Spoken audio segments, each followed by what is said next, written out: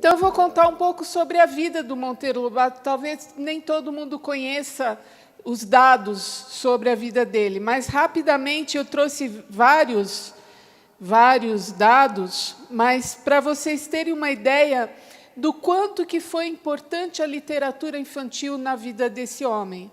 E um homem com várias facetas. E isso ele tinha em comum com C.S. Lewis também.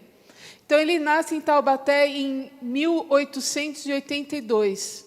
Ingressa na Faculdade de Direito em São Paulo e funda uma academia acadêmica e vários grupos de jornais.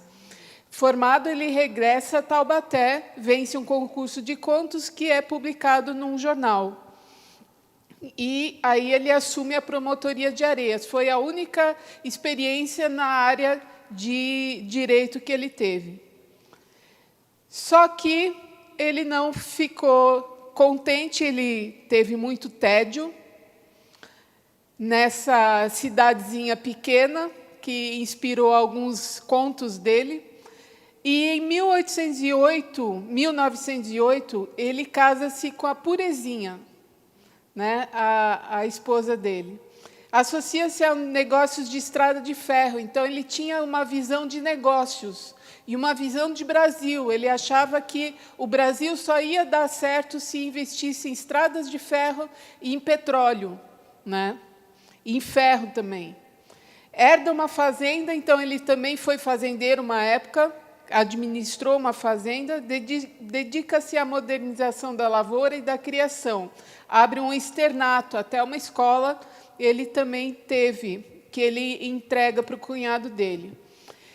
Então, ele publica A Velha Praça e, no mesmo jornal, Urupês, que depois vira livro. Na vila de Buquira, envolve-se com a política, inicia uma colaboração na Revista do Brasil. Então, ele também foi engajado politicamente. Então, aqui nós temos o Jeca Tatu, que foi o primeiro personagem dele mais famoso, e que serviu também para promover o famoso biotônico Fontoura, lembram dele? Né?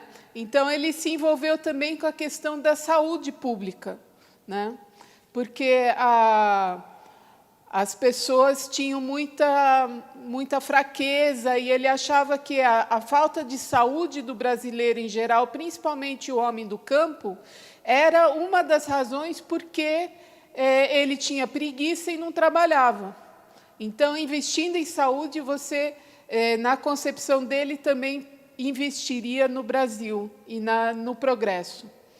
Depois, em 1917, ele vende a fazenda e funda uma revista. Transfere-se para São Paulo, organiza o Estado de São Paulo uma pesquisa sobre Saci.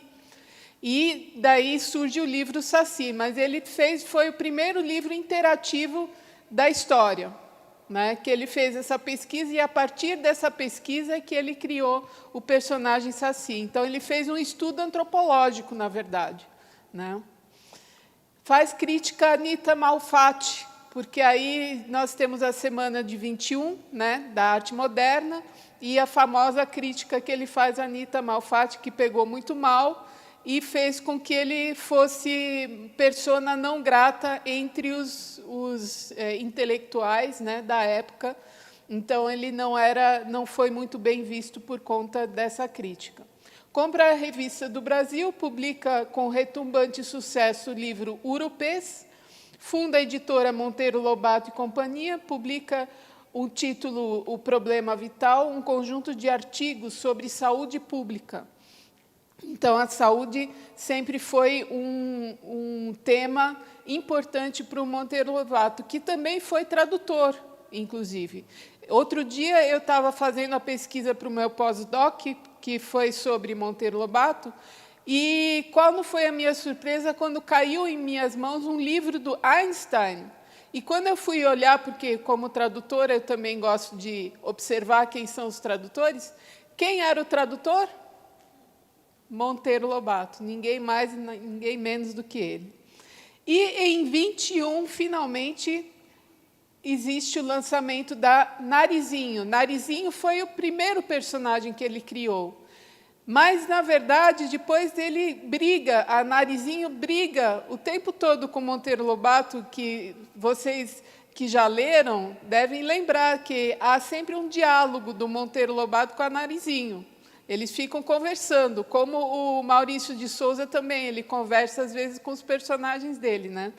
Então, ela reclamando, olha, eu era a personagem principal, eu fui a grande criadora do sítio, e quando veio a Emília, ela roubou completamente a cena, e eu fiquei de escanteio e tudo mais, e ela nunca mais perdoou Monteiro Lobato por causa do surgimento da Emília, que veio por acaso, praticamente por acaso. A editora vai à falência, em sociedade funda a Companhia Editora Nacional e transfere-se para o Rio de Janeiro. É nomeado adido comercial brasileiro em Nova York, para onde se muda. Planeja a fundação da Tupi Publishing Company. E lá ele conhece Ford e se encanta com o modo de produção fordista, e escreve também sobre essa maneira de produção dos americanos, que ele admira muito. Joga na Bolsa de Nova York e perde tudo. Ele quebra totalmente todos os negócios que esse homem visionário, né, começou, vai por água abaixo, e o que salva ele, na verdade, da bancarrota total é a literatura infantil. Então, ele retornando dos Estados Unidos, funda a Companhia de Petróleo do Brasil, publicação do volume Reinações de Narizinho. E aí que ele começa a campanha do petróleo, mas, paralelamente, a sua sobrevivência é garantida pela publicação de histórias infantis e tradução de livros. Então, ele descobre, na linguagem infantil, o meio para traduzir os sonhos dele, as visões dele. Então, a literatura ela não serve só como um ganha-pão ou como uma forma de você ganhar a sua vida, mas uma forma de canalizar visões, valores que a pessoa tem, né? Então, aqui algumas imagens da obra de Monteiro Lobato. Em 1936, ele se envolve na campanha pelo petróleo e publica Dom Quixote das Crianças, que é o livro que eu estudei no meu pós-doc, né, que é a Dona Benta contando a história do Dom Quixote para as crianças. E é muito interativo, é muito lúdico, porque um livro que era um clássico se torna uma coisa na linguagem infantil, né?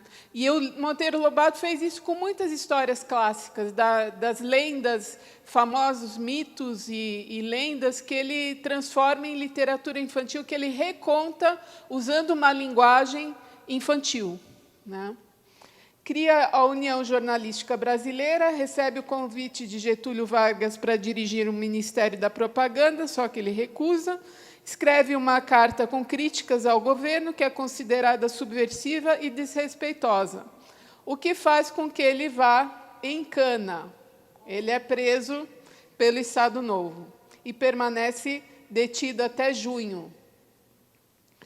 Em 1945, opera-se de um cisto no pulmão, recebe a recusa o convite para o Partido Comunista Brasileiro, mas envia uma saudação ao Luiz Carlos Prestes. Muda-se para a Argentina, envia à editora brasilense suas obras completas. Até hoje, a editora brasilense tem o direito das obras. Regressa ao Brasil, aí ele tem um espasmo vascular cerebral, afeta a sua motricidade, e aí ele morre, e seu corpo é velado na Biblioteca Municipal.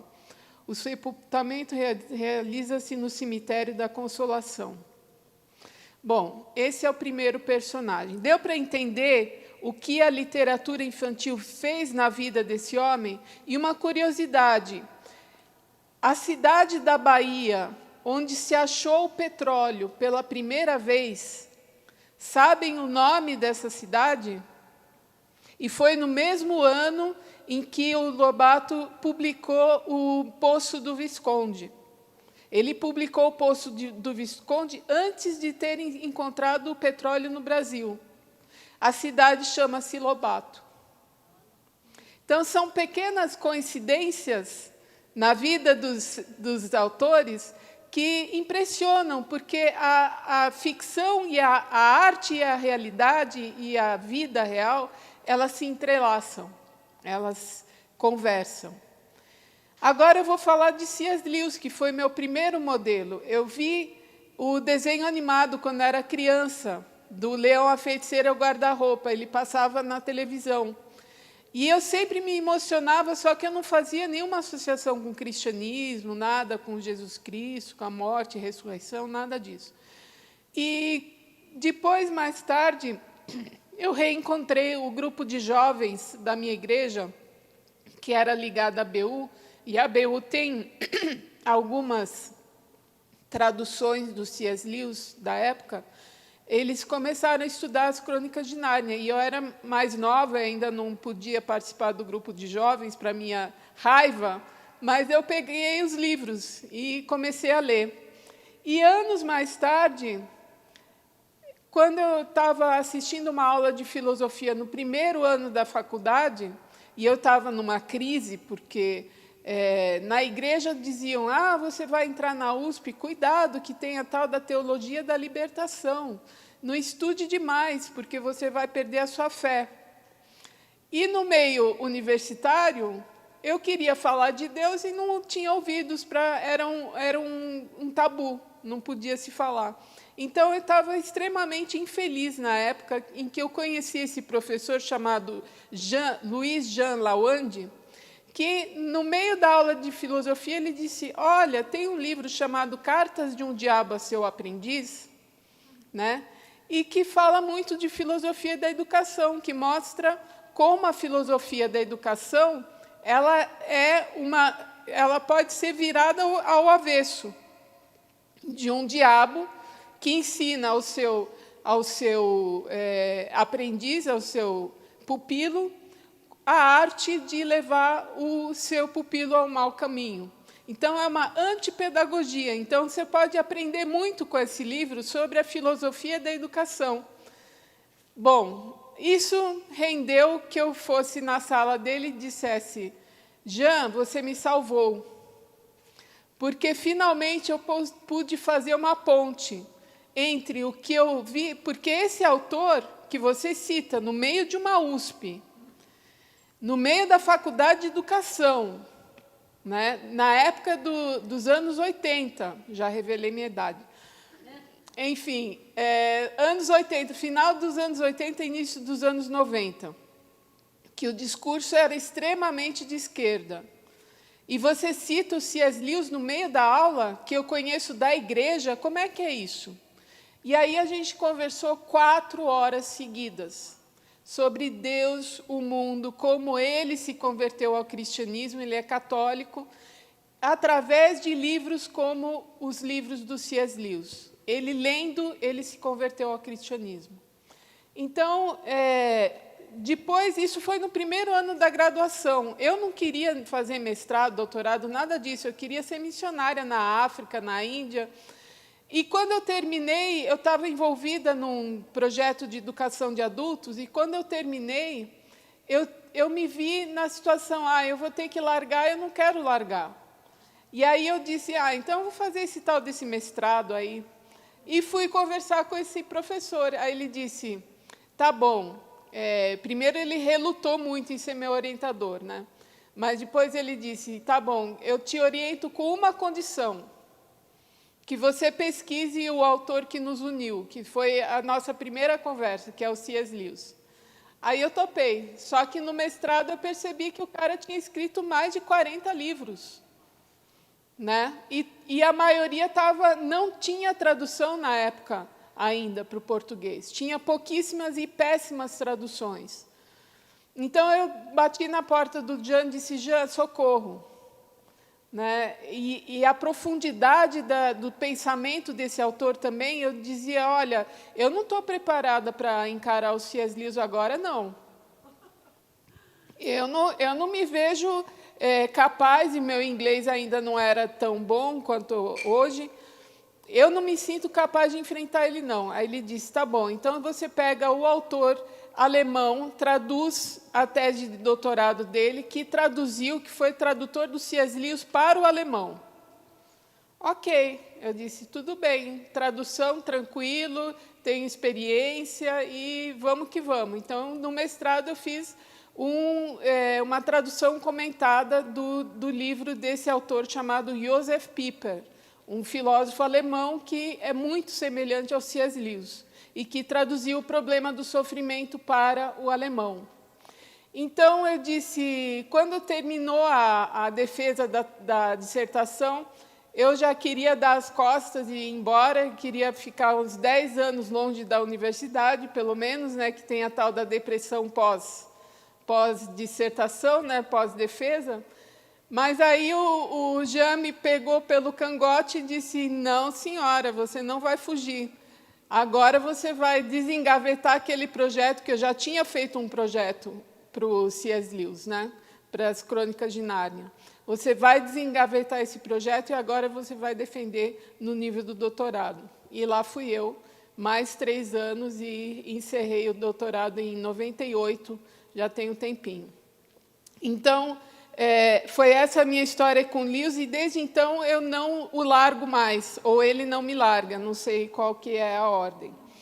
Então, escolhi para o mestrado e doutorado, desde então eu tenho a missão de divulgar o seu legado no Brasil.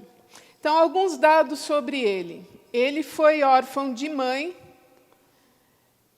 nasceu em 1898, em Belfast, na Irlanda. Em 1908, ele perde a mãe para o câncer, porque ele veio de lar cristão, a mãe dele era filha de pastor presbiteriano, e o pai era anglicano, e eles abraçaram o anglicanismo. E ele orou, então, para que a mãe fosse curada, né? Porque ele foi criado nesse lar cristão e tudo mais. Só que Deus não atendeu a oração dele, então foi a primeira grande decepção que ele teve com Deus. Depois ele foi para...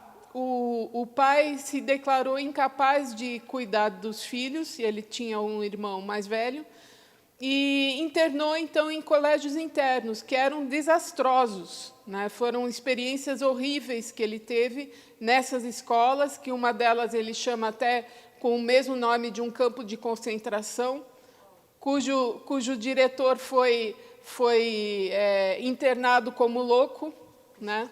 Então, ele teve experiências horríveis, até que o pai dele resolve dar um homeschooling para ele, contrata um professor particular, e com esse professor ele consegue entrar em Oxford, e como professor auxiliar. E aí ele conhece o Tolkien, do Senhor dos Anéis.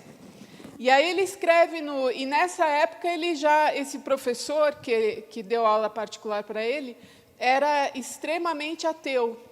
Ele não acreditava em nada, ele era muito racionalista, ensinou muitas coisas para o Lewis, mas também ensinou o ateísmo. Então, nessa época, ele era ateu roxo, né? Então, ele escreve... Oi? O Lewis era ateu roxo. O Tolkien já era cristão, né? Católico. Então, ele escreveu no seu diário assim... Olha, hoje eu conheci um grupo de pessoas, de intelectuais lá em Oxford, que eram muito inteligentes. E, pasmem, eles também são cristãos. Duas coisas extremamente que não casavam na cabeça dele, né? Depois de mais alguns anos, e essa história tem um livro chamado O Mais Relutante dos Convertidos, do David Downing, que conta em minúcias esse processo lento que demorou 3 anos, desde que ele conversou com Tolkien até ele se tornar um cristão realmente, demorou 3 anos. E esse processo é descrito em detalhes, riqueza de detalhes nesse livro. Então, ele torna-se de ateu em teísta e depois em cristão. Daí, em 1950, só calcular 2 anos a mais para saber a idade dele. 2 anos a mais de 1950, ele estava com 52 anos, foi que ele criou O Leão, a Feiticeira, o Guarda-Roupa, que foi o primeiro que ele escreveu. 52 anos. E depois ele escreve mais de 40 livros. Agora, o mais interessante disso tudo é que foi só ele se converter que a imaginação dele se liberou. Porque até então ele tinha escrito 2 poemas, e poemas narrativos, e eles não fizeram sucesso nenhum. Quando ele se converte, parece que a imaginação dele começa a florescer. E ele escreve primeiro O Regresso do Peregrino, que é uma alusão ao Pilgrim's Progress, do Bunyan, né, que é o Peregrino do Bunyan, em que ele relata todo o processo, a história da conversão dele. E depois ele escreve vários outros livros de ficção, ficção científica, livros de ficção científica também, até que ele chega no Leão, a Feiticeira e o Guarda-Roupa. Em 1963 ele morre. Tem uma história também muito famosa do romance dele com a Joy, que depois dos 50 anos, quase 60, ele conhece uma mulher americana que era divorciada e que com a qual ele acaba tendo um romance. E ela vai para a Inglaterra, ela quer a cidadania inglesa, mas não consegue a cidadania porque ela tinha um passado com o comunismo. Então, ela, casando com o inglês, ela podia ter a cidadania e podia ficar na Inglaterra. Então, primeiro eles fazem um acordo de cavalheiros, tá bom, eu caso com você no civil, né, para você ter a cidadania e tudo mais, mas, nesse meio tempo, eles se apaixonam e eles casam de verdade depois. Só que a história é curta e triste, porque a Joy fica com câncer e morre depois de 3 anos. Então, depois da morte de Joy, ele escreve um livro chamado Anatomia de uma Dor. É um livro fininho, mas é bem incisivo, em que ele chama... eu costumo chamar esse livro do Lewis de o livro de lamentações de Lewis, porque ele chama, com todas as letras, Deus de carrasco, Deus de dentista divino, que vai lá com a broca e vai... mas, no final do livro, você percebe que ele não perdeu a sua fé, que é um desabafo, o livro é um desabafo. E eu conheço uma pessoa que eu perguntei para ela, o pastor da minha igreja tinha dado contato porque ele conhecia o Lewis e gostava do Lewis e tudo mais. Aí eu liguei para essa pessoa e perguntei, nossa, mas que legal, você gosta de Lewis, qual o seu livro favorito? Aí ele disse, Anatomia de uma Dor. Ele disse, o quê? Porque esse livro ele é um soco no estômago. Tem que ter muito, muito estômago para ler o livro, porque é muito sincero. Ele coloca mesmo a revolta dele contra Deus. Então, ele disse, é o seguinte, é que eu perdi o meu pai há 1 mês, e se não fosse esse livro, eu teria perdido a minha fé. Né? Então, e depois disso, ele ainda escreve um outro livro que foi traduzido também, Cartas a Malcolm, sobre a oração. E aí a gente vê, esse é o livro que foi publicado póstumamente, e a gente vê claramente que ele não perdeu realmente a fé, e, pelo contrário, ele fala sobre oração, espiritualidade, de uma maneira que só um cristão autêntico realmente pode falar. Então, uma das coisas que eu admiro na forma de escrever do Lewis é a sinceridade dele. Ele coloca as coisas direto, né? Ele não rodeia, não floreia as coisas, não, como se diz, enche linguiça, né? Ele vai direto na ferida. Então, ele tem honestidade. Então, ele fala assim, pela primeira vez examinei a mim mesmo com um propósito seriamente prático. E ali encontrei o que me assustou, um bestiário de luxúrias, um hospício de ambições, um canteiro de medos, um harém de ódios mimados. Então, ele é extremamente honesto de olhar para dentro de si, e ele diz, e confessar o que ele vê lá dentro. Né? E ele diz no Cartas de um Diabo para o Seu Aprendiz, no prefácio, ele diz assim: esse livro foi um dos mais difíceis e mais fáceis de escrever. Mais difíceis por quê? Porque quando eu olhei... mais fáceis por quê? Porque bastou olhar para dentro de mim para eu ver a lógica do diabo. E o mais fácil, o mais difícil, porque exatamente pelo que eu acabei encontrando lá dentro. E ele diz que revolve o estômago dele, as coisas horríveis que ele encontrou lá dentro. Mas não é só de desespero, não, que ele vive, porque ele diz assim: eu descobri em mim mesmo desejos os quais nada nessa terra pode satisfazer. A única explicação lógica é que eu fui feito para o outro mundo. Ou seja, ao mesmo tempo que você vê dentro de você a perdição, o pecado, a ganância, o orgulho e tudo que é de ruim, ao mesmo tempo, dentro do coração, você também vê um desejo, uma busca, um afã por algo a mais. E esse algo, ele diz, ele só pode existir. Por exemplo, um índio vai ter desejo de chocolate, de comer chocolate? Não, porque para ele o chocolate não existe. O chocolate não existe para o índio.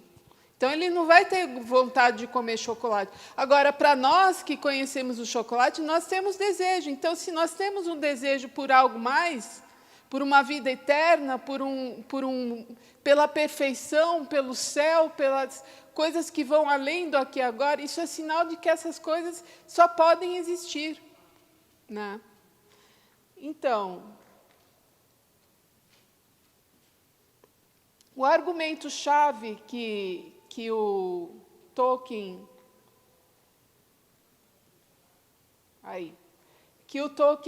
deu para o Lewis, nessa primeira conversa que eles tiveram, foi o seguinte: olha, Lewis, e eles fundaram um clube porque eles gostavam muito de ler mitologia, né, mitos antigos, e eles fundaram um clube, como todo bom inglês, né, gosta de um clube. E eles fundaram um clube de cristãos que gostam de ler mitologia e que também leem os seus manuscritos um para o outro. Então, o Tolkien leu os manuscritos do Senhor dos Anéis para esse grupo, para o Lewis principalmente, e tudo mais. E ele disse: olha, Lewis, você não percebe uma estranha coincidência entre esses mitos, que eles falam todos de um Deus, primeiro, eles falam de um mal acometido pela humanidade, né? Alguma coisa que está errada com a humanidade. Depois, de um Deus que desceu para a Terra no sentido de resgatar essa humanidade desse mal. E, ao mesmo tempo, um Deus que morre pela humanidade e, nesse movimento de descer e de subir de novo, ele ressurge, ele traz consigo, resgata consigo toda a humanidade.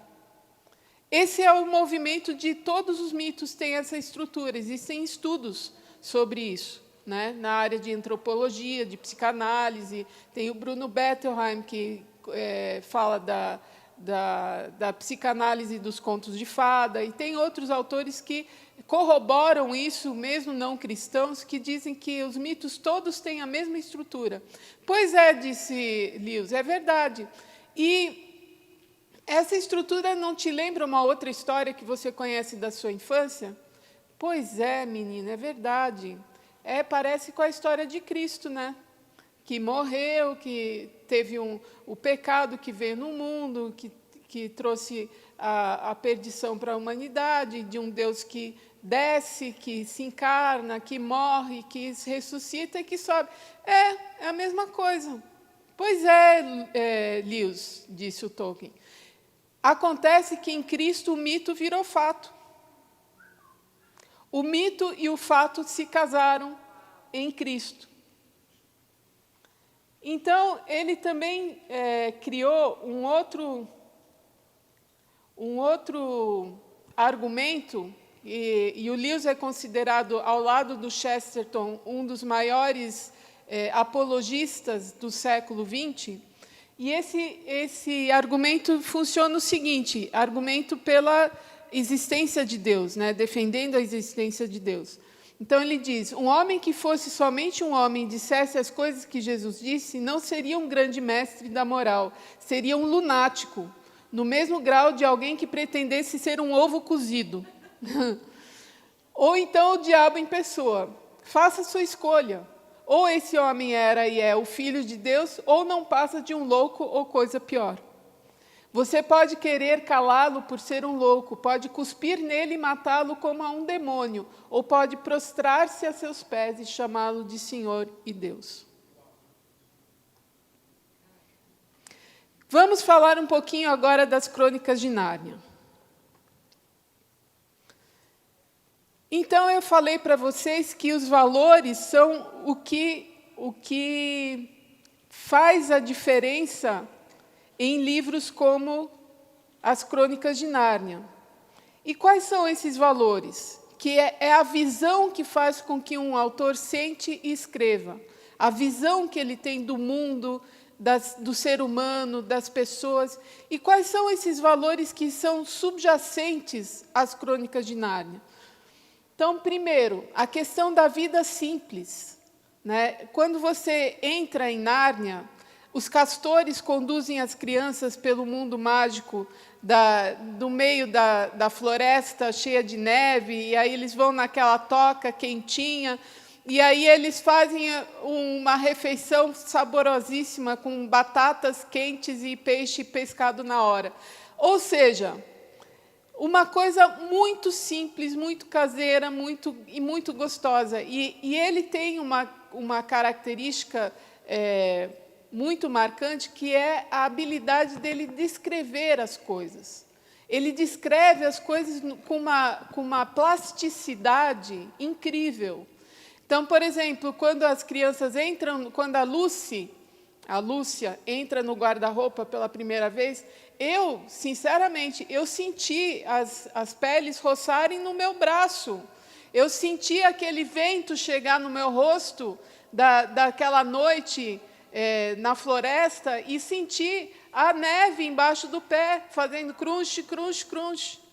Né? Por quê? Porque ele tem essa habilidade de transformar coisas imaginativas em coisas concretas, que você sente. Né? Então, realismo moderado, sem negação dos mistérios da transcendência, sonho e imaginação. Então, ele é um realista. Ele acredita que a realidade existe, sim.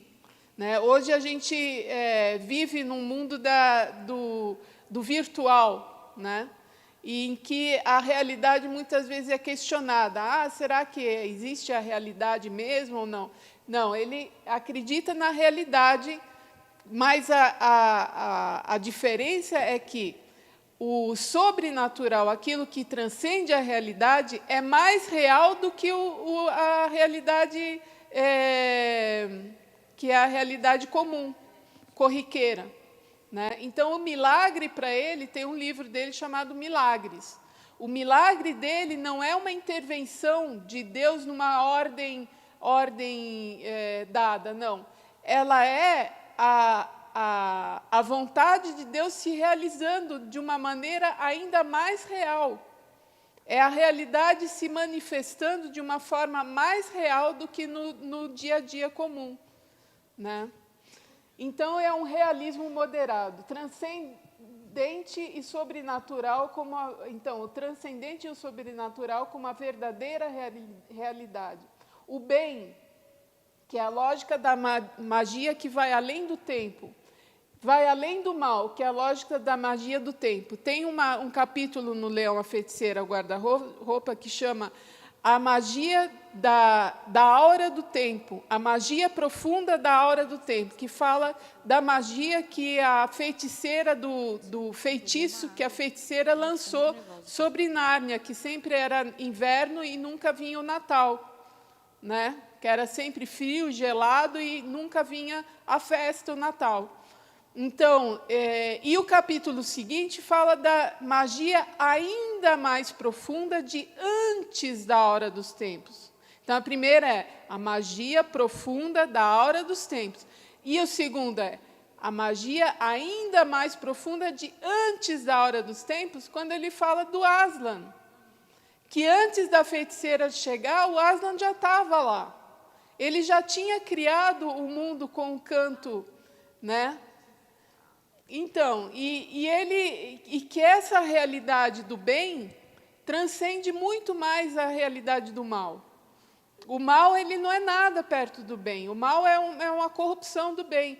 Então, esse não maniqueísmo, que o maniqueísmo é justamente quando você acha que o bem e o mal lutam com iguais forças, né? O preto e o branco, que são opostos e que não se sabe por que o bem vence no final. E a 90% dos livros que a gente lê, dos filmes que a gente assiste, enfim, são maniqueístas. Então, cuidado. Qual é a imagem do bem e do mal que você quer veicular nas suas obras, né? Então, o bem e o mal, a verdade das coisas, ver as coisas como são. Então, sempre um bom senso, né? A sabedoria dos castores. Então, a castora quer, porque quer, na fuga, levar a máquina de costura dela, que ela ama tanto. Mas aí o castor vira e disse: querida, minha querida, eu sei que você gosta de costurar, mas agora nós estamos numa situação de emergência, não podemos levar a máquina de costura. Então, essas coisas de bom senso, né, de sabedoria. A razão é o órgão da verdade, é a imaginação do sentido. Então, o equilíbrio entre razão e imaginação é a tônica do Lewis. Existe uma busca, um afã, uma saudade em todo ser humano, Sehnsucht no alemão, que é o vício do ver, Sehnsucht, vício do ver, é a saudade, né? Isso daí é o que faz uma pessoa ler um livro. Quanto você consegue despertar esse afã, essa saudade, essa busca no coração do seu leitor, né? Valores subjacentes, mais encarnação e paixão como história primordial. O mito como protótipo e arquétipo, como seu modelo. Então, use o mito como modelo. Em Cristo, o mito se casou com o fato, já falei sobre isso.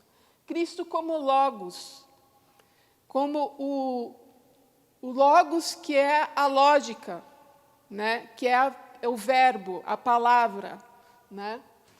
A célula matriz de toda a criação e redenção da humanidade. Cristo como inspirador supremo de todas as verdadeiras histórias. Então, esse cristocentrismo é uma característica muito forte nas Crônicas de Nárnia e em todas as obras do Lewis. Nárnia sempre acontece, embora nunca da mesma forma. Então, a magia do mundo de Nárnia acontece sempre. As crianças acham sempre um caminho para ingressar no mundo de Nárnia, mas nunca é o mesmo caminho. Então, o guarda-roupa vai funcionar no Leão, a Feiticeira e o guarda-roupa, mas já no Príncipe Caspian é outro jeito, é um quadro. Não, no Príncipe Caspian é uma estação de trem. No navio peregrino da Alvorada é um quadro, né? Então, a criatividade, né? Usar meios diferentes de ingressar nesse mundo encantado. Não se deve ser imprudente a ponto de se fechar dentro do guarda-roupa. Aí você vê uma diferença entre o Harry Potter e o Lewis. O Harry Potter, ele vive embaixo da escada, trancado na casa, né? Mas o Lewis, ele fala, não se tranque jamais dentro do guarda-roupa, ou seja, se você entra no guarda-roupa, tenha certeza de que você vai achar o caminho de volta. Né? Em Harry Potter, não. As coisas se misturam. O mundo imaginário e o mundo real estão misturados o tempo todo. Né? Tanto que a gente fica na dúvida. Às vezes tem muito nonsense também. A gente fica na dúvida o que é real, afinal de contas. Né? Em Lewis, isso não existe. Existe uma separação nítida entre o que é imaginário e o que é real, né?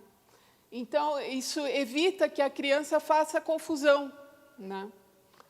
O mal petrifica, congela e embrutece. A feiticeira, ela tem essa característica de punir as pessoas petrificando, tornando elas em estátuas, né?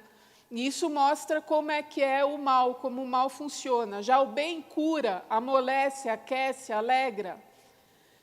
Outro valor é a ética da ação e das virtudes, dos valores da justiça, da amizade, da prudência, da sabedoria, enfim, da bondade. E todos esses valores estão presentes, principalmente nos diálogos. Existem muitos diálogos, também no Senhor dos Anéis isso é muito claro, né? Então, os valores são discutidos, são debatidos e argumentados. Repetição dos temas da descendência, morte e ascendência de Deus como constantes literárias. Então, isso nós já falamos também. Lewis e Lobato, o que eles têm em comum? Eles têm um segredinho em comum, sim. Não são autores de literatura infantil. Não são autores de literatura infantil. Essa literatura não é para criança. É para criança também, mas não por ser criança. É para criança por ser gente, por ser ser humano. Então, são clássicos da literatura mundial, que não tem idade. Partem da ideia de que a criança é, antes de tudo, um ser humano completo. Então, eles partem de uma antropologia filosófica, ou seja, uma ideia do que é o ser humano, para que ele serve, como ele funciona. Ambos lutam pela literatura clássica, inclusive a mitologia e os contos de fada. Os dois valorizavam muito. O que está por trás dessa literatura? A imaginação, que é a grande sacada que une os dois, a imaginação. É a linguagem universal da alma e da existência.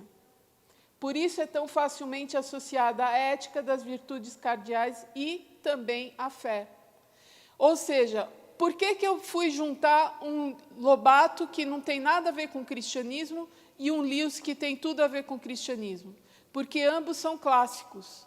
E como clássicos, eles falam de valores universais, que são os valores do cristianismo.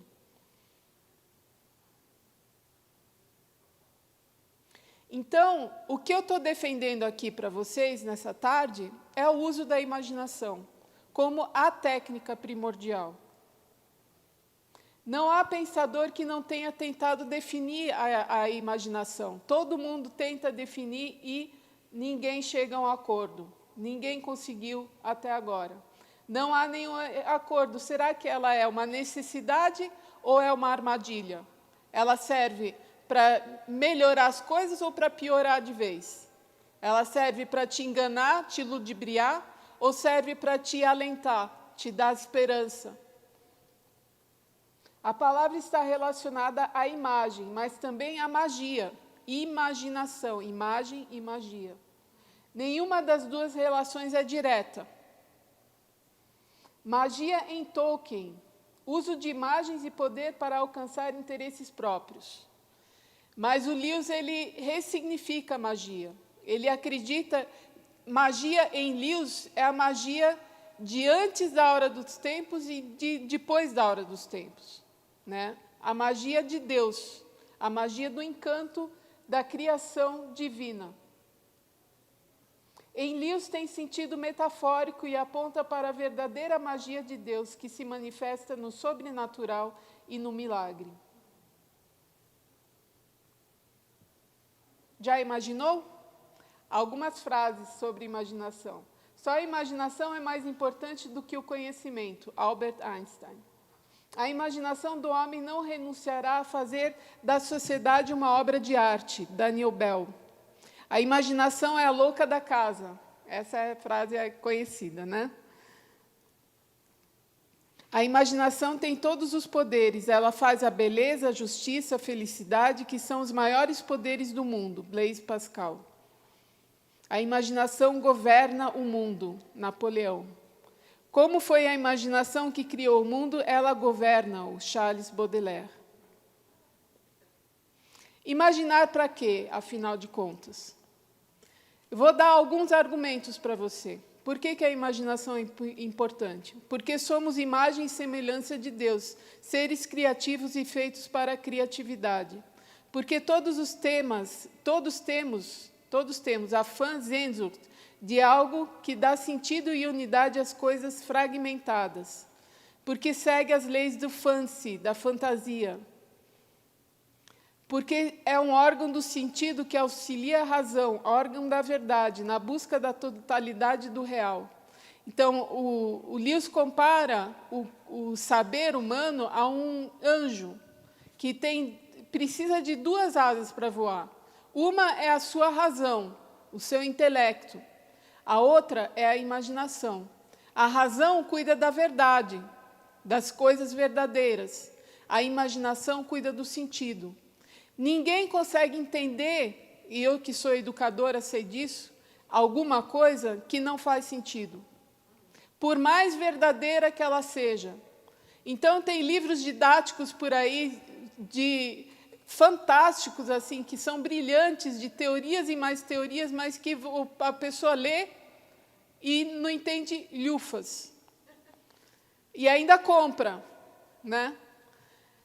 Por quê? Porque o autor não soube usar a imaginação, não soube usar essa linguagem que faz o autor se ligar, né? A ele fazer as pontes com o sentido das coisas, né?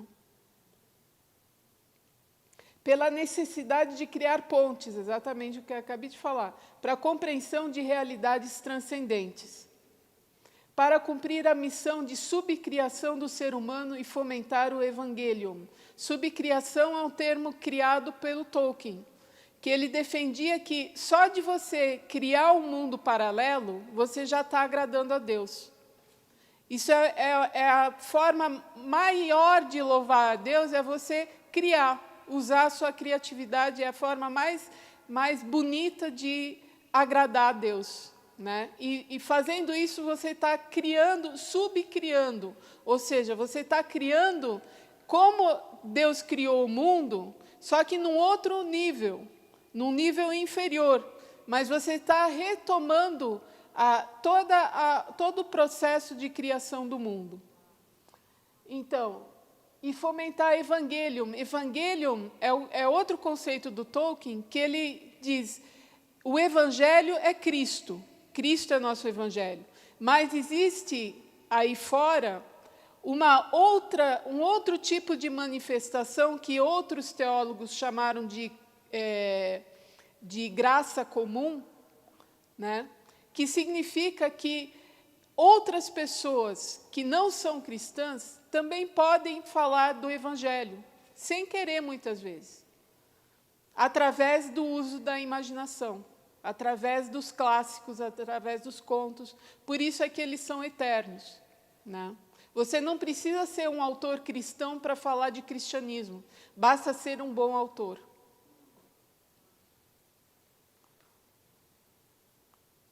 E a literatura, então, ela é a imaginação em letras? Eu acho que sim. Nenhum texto escrito pode ignorar a imaginação. Por mais técnico que seja, não existe originalidade absoluta também. Então, tudo é um misto. A imaginação, para servir ao bem, tem que ser assumida e não enrustida e distorcida. Um exemplo quando saiu o Harry Potter a primeira vez, a revista Ultimato me convidou para escrever um artigo. Como eles sabiam que eu escrevo sobre Lewis e tudo mais, aí eu li o livro numa noite, numa sentada só, e escrevi o artigo. E eles disseram que foi o mais polêmico artigo que eles já tiveram na história da revista. E porque metade dos leitores me exaltou ao céu e metade me condenou ao inferno. Mas um comentário foi assim, primordial, de um pai. Ele disse assim, olha, eu só sei de uma coisa, se eu não ajudar o meu filho a usar a imaginação para o bem, com livros como o de Lewis, que seja de Harry Potter, ele vai usar para o mal. Né? Então, ele viu a importância desse tipo de literatura na educação dos filhos. O mundo criado tem um Wortcharakter, que é um caráter verbal. As coisas são verbais. Então, tudo que é escrito é misterioso, reflete esse verbo divino. Vou dar um exemplo de um filme chamado O Último dos Moicanos, um filme antigo. Então, tem uma cena em que o índio, ele vê o branco escrever uma coisa num papel, entregar para o outro branco, e outro branco reagir, entender a mensagem, fazer o que ele... Quando o índio viu aquilo, ele caiu de joelhos. Por causa do mistério. A palavra escrita é um mistério. Ela é um milagre. Né? Então, e é como um milagre que a gente tem que encarar a nossa tarefa como autores. Né? Porque não é menos do que isso. E é uma responsabilidade muito grande. Quando eu sento para escrever, eu tenho dor de barriga. Porque eu tenho a consciência de que eu posso estar escrevendo uma grande besteira. Não é por acaso que Deus escolheu se revelar no Verbo encarnado e nas Escrituras. O texto é uma pequena encarnação. Resta saber se coerente com o Logos divino. Aí que entra nosso discernimento, né, de separar. Realmente existe boa e má literatura. Separar o joio do trigo. Assim, ele nos convida ao discernimento. Por que inspirar-se em Lobato e Lewis e nos contos de fada? Porque os contos de fada têm pelo menos 3 funções básicas. Consolo, a esperança do sentido de vida e no sofrimento humano, de ver sentido no sofrimento humano. Escape, resistir às visões ordinárias e superficiais, materialistas, consumistas, individualistas, etc., do homem e da vida. E, finalmente, recuperação, fomento de uma moral do bom senso, da prudência, sabedoria e uma forma de vida salutar mais semelhante ao que Deus planejou que ela fosse. Então, essas 3 funções todo conto de fadas tem. E eu fiquei, quanto a essa última, eu fiquei muito maravilhada quando eu li O Senhor dos Anéis e vi que o anel tinha sido destruído, o anel, né? E quando eu vi que o livro ainda estava, praticamente tinha passado um pouquinho da metade ainda. Por quê? Porque todo o resto do livro conta a história de como que a Terra-média se recuperou do mal causado pelo anel. Todo o processo de cura, de recuperação, de sanar todo aquele mal que tinha sido causado pelo anel. Então, ambos os autores proporcionam isso, essas 3 coisas. C.S. Lewis com um quê a mais, que é o apontar mais nítido para Cristo. Então, aqui, se vocês quiserem passar no stand depois, mais tarde, do best-sellers, esse é o livro que eu publiquei. Isso, na Expo Cristã. Tem um stand lá com Gabriele, enorme. Enfim, o Leão, a Feiticeira, o Guarda-Roupa e a Bíblia, que é um compêndio da minha tese de doutorado sobre as Crônicas de Nárnia, e o outro sobre Dom Quixote das Crianças, o imaginário, a imaginação ética de Dom Quixote das Crianças. E é isso, gente. Muito obrigada.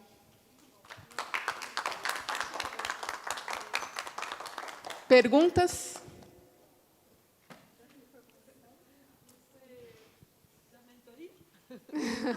Você dá mentoria para escritores? Poderia dar uma boa ideia. Não, não Sim, dou. não, mas vamos ir atrás. Então. Muito bom, muito profundo. E amei, não uma pergunta, mas sim a questão como você colocou a fé, né? E em todos os aspectos que você passou, né? E entender que a mente humana ela é limitada, né? Não é só por como você falou aqui no final, é importante que seja bom, né? Não é se é um cristão, não é? É muito bom, muito bom. Obrigada.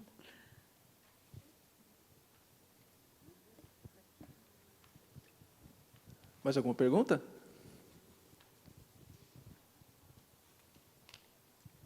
Boa tarde. Boa tarde.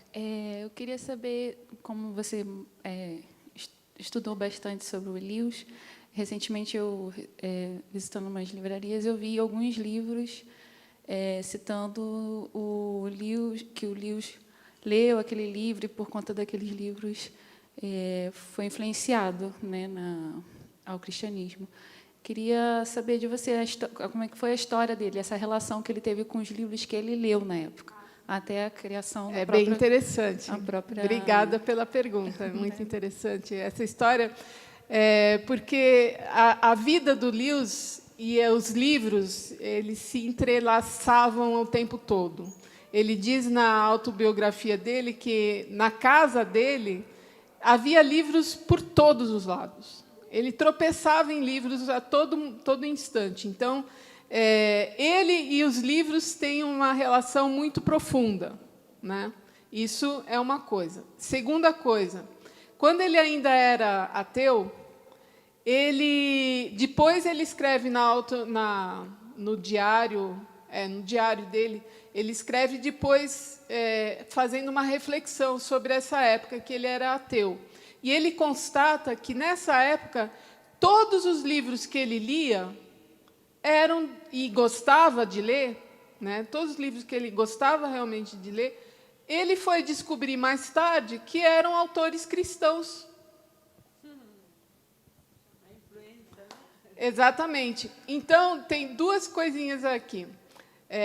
A primeira, um desses livros foi The Place of the Lion, O Lugar do Leão, né, de George MacDonald, que ele diz é um conto de fadas, né? O George MacDonald escreveu muitos livros, era um pastor presbiteriano que o Lewis admirava profundamente. Ele escreve até uma antologia de textos do George MacDonald, e ele diz: olha, esse autor, esse livro, ele batizou a minha imaginação, antes mesmo de eu ser cristão.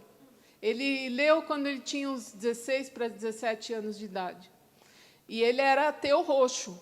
Então, parece que esse tipo de literatura abre uma porta dos fundos, porque, na época, ele estava louco para evitar ao máximo que Deus interferisse na vida dele, sabe? Ele não queria, de jeito nenhum, que Deus intervisse de alguma forma na vida dele. Então, ele vivia acuado, ele vivia fugindo, né? Então, esse tipo de literatura abriu portas na imaginação dele para depois todo o processo de conversão se dar, né? Então, no Cartas de um Diabo a Seu Aprendiz, tem uma cena em que o paciente ele vai para uma biblioteca, né? E aí o diabo fala: nossa, que perigo, né? Não pode deixar ele ficar muito tempo numa biblioteca. Faça ele lembrar de que, quando ele topar com alguma coisa que vai fazer ele refletir, né? Lembre-o de que está perto do almoço, que ele está com fome e que não vale a pena começar a refletir sobre essas coisas antes do almoço, né? Então, ele diz, para o diabo, os livros são uma bomba, né? Qualquer livro, né? Então, esse tipo de literatura influenciou muito. Tem um livro chamado A Biblioteca de C.S. Lewis, né?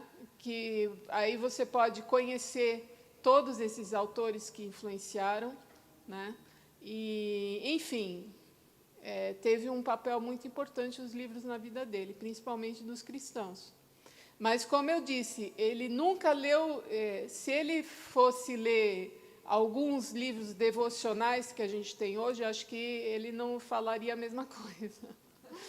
Porque não é necessariamente esse tipo de livro, sabe? Que eu estou falando que é livro cristão. Livro cristão, que eu quero dizer, é de pessoas escrevendo bem e sendo cristãs ao mesmo tempo.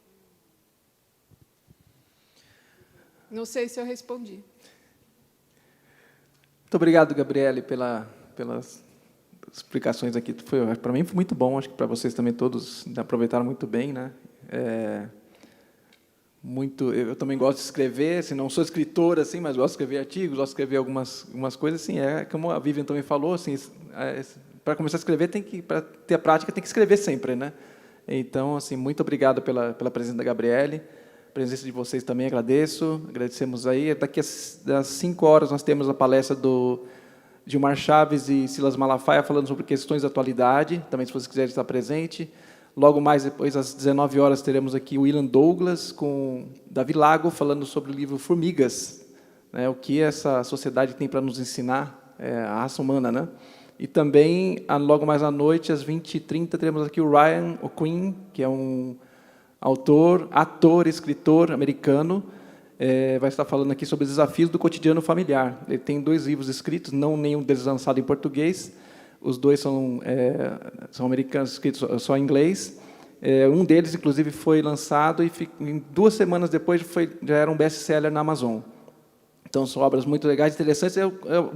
O jeito dele, ele é comediante, então, assim, ele fala com uma linguagem bem humorada, então vai ser muito legal também à noite. Convido vocês também a estarem presentes conosco. E amanhã, nós temos toda a programação, amanhã, sábado e ainda domingo, para nós que somos apaixonados pela literatura. Isso é um banquete. Muito obrigado, Gabriele, obrigado pela presença de todos. Até mais.